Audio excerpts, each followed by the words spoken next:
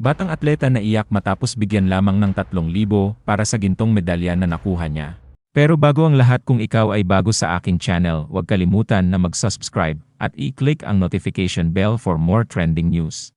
Nagsalita ang isang batang atleta mula sa Leyte matapos makatanggap lamang ng 3,000 pesos bilang pabuya sa pagkapanalo ng gintong medalya sa secondary boys long jump event sa 2025 Palarong Pambansa. Nag-viral sa social media ang atleta na si Efosa John Paul Aguinaldo, 17 anyos, dahil marami ang nakiramay sa kanyang sitwasyon.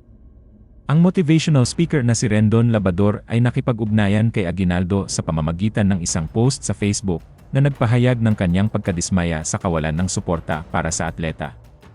Itinuro ni Labador ang malaking pagkakaiba sa mga gantimpala na ibinibigay ng ibang mga rehiyon. Sinabing back champion pala yung bata, grabe to, hindi man lang nasuportahan yung atleta na nagbigay parangal. Akala ko ba mga sir gusto ninyo mag-sports ang kabataan? Bakit kaya ganon? Sa Calabarzon daw 260,000 binigay sa nag-champion, sa late 3,000. Inamin ni Aguinaldo na nadismaya siya nang malaman ang tungkol sa maliit na halaga ng insentibo. Naiiyak na ako.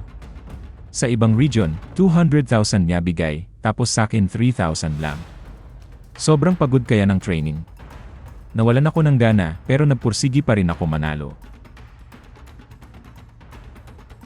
Ibinunyag din niya na sa kanyang pagsasanay, wala man lang siyang maayos na sapatos.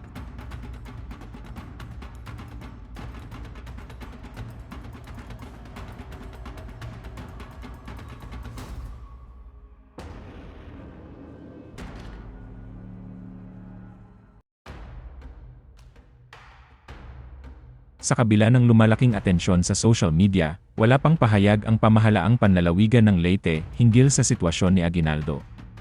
Sa ilalim ng Palarong Pambansa Act of 2013, may otoridad ang mga local government units na magdesisyon sa halaga ng incentives na ibibigay sa mga atletang sasabak sa Palarong Pambansa. Una rito, nag-viral ang isang babae matapos lumabas sa drainage canal sa Makati. Tinaguriang sewage girl, nakatanggap siya ng 80,000 pesos para magsimula ng maliit na negosyo.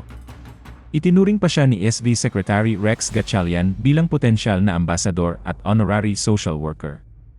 Gayunpaman, sa kanyang paglabas sa Pinoy Pawn Stars, nabunyag na paminsan-minsan ay gumagamit siya ng droga.